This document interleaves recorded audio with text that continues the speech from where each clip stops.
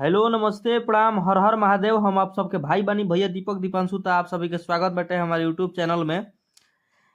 तो भैया आज हम वो सब खातिर लेकर के आइल बानी बहुत एगो जबरदस्त गाना बाटे जौन की दर्द भरा एकदम गाना बा। सैड सॉन्ग ह। तर्ज बा जनुआ सोनू सरगम भैया के गाना पर ही गाना लेकर के आइल बानी 2025।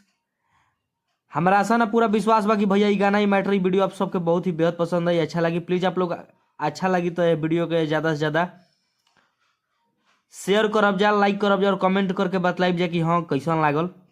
और जब भी भाई हमारे चैनल पर नया बने प्लीज आप लोग चैनल के बेल सब्सक्राइब करके बेल आइकन प्रेस कर ली, ताकि जो भी वीडियो लेकर के नोटिफिकेशन आप सबके पास पहुंचे, ताकि आप सब उस वीडियो को देख सकी जा, सुन सकी जा।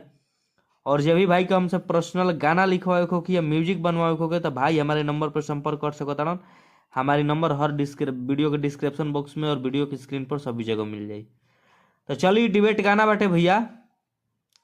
तर्ज बा जनुआ सोनू सरगम भैया के गाना पर ही गाना बाटे। सैड सॉन्ग ह, एकदम दर्दनाक गाना बाटे, दिल के छू जाए वाला शब्द बा।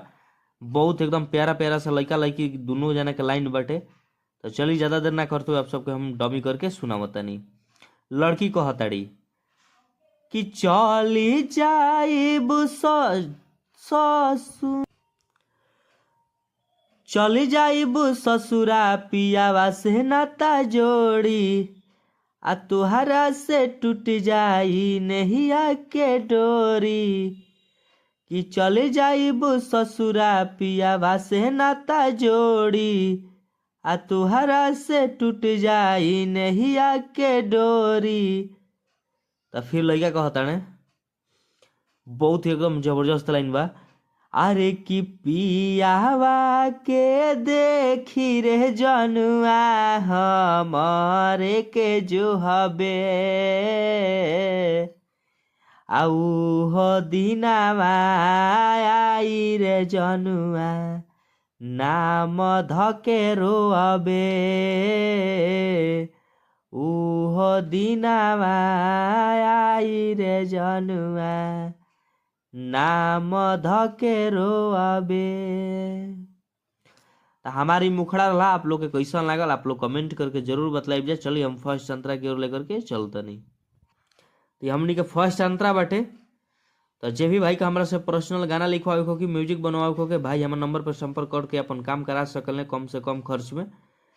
तो चलिए वीडियो अच्छा लगी, मैटर पसंद आई तो आप लोग सपोर्ट जरूर करब जाए। हर वीडियो का आप लोग सपोर्ट करने जाओ से यही वीडियो का आप लोग सपोर्ट जरूर करब जाए।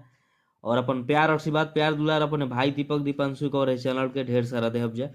तो चलिए वो सबके फर्स्ट अंतरा के हम डमी करके सुनावतनी। लड़का कहता ने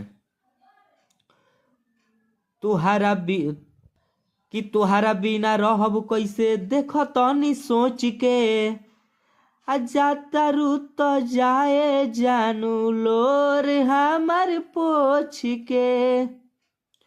तुहारा बिना रहब कैसे देख तनी सोच के, आ जाता रू तो जाए जानू लोर हमारा पोछ के। ऐसा से उठा लेबे के बा। तो फिर लड़की कहताड़ी कि ऐसे जान बोला हो लागे जान चले जाई, समय साथ बीतल जानू बहुत याद आई।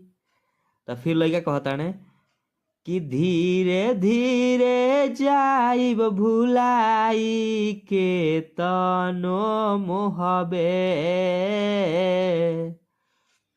उहो दिनावा आई रे जनुआ नाम धके रोअबे,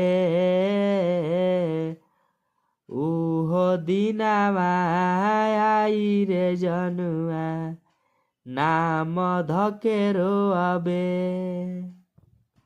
चलिए तो आप लोग की मैटर गाना वीडियो कैसा लागल प्लीज आप लोग जरूर बतलाइब जा, कमेंट करब जा। नेक्स्ट सॉन्ग के लिए टाटा बाय बाय, जय हिंद, जय भारत, जय हो भोजपुरिया समाज, जय हो माँ सरस्वती।